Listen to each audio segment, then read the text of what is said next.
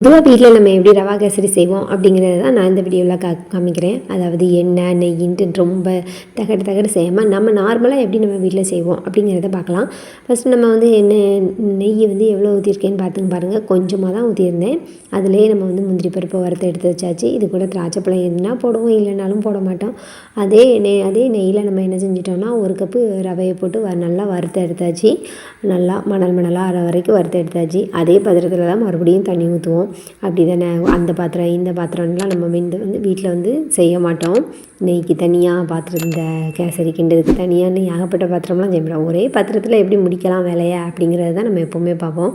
அதே பாத்திரத்தில் என்னது ஒரு 3.5 கப்பு தண்ணி ஊற்றிருக்கேன். நம்ம வறுத்த ரவையும் அது கூடவே சேர்த்து இந்த மாதிரி கைவிடாமல் கிண்டி எடுத்துக்கலாம்.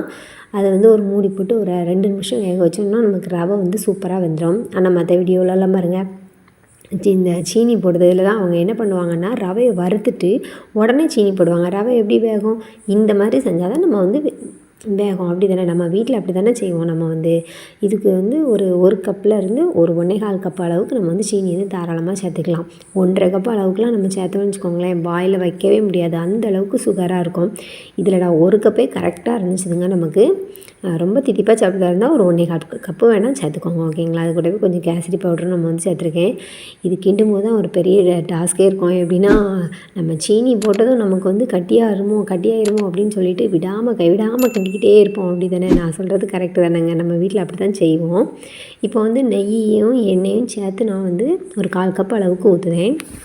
நம்ம வந்து நெய்யை மட்டுமே ஊற்றிட்டோன்னு நினச்சிக்கோங்களேன், வாயிலே வைக்க முடியாதுங்க. தகட்ட இருக்கும்.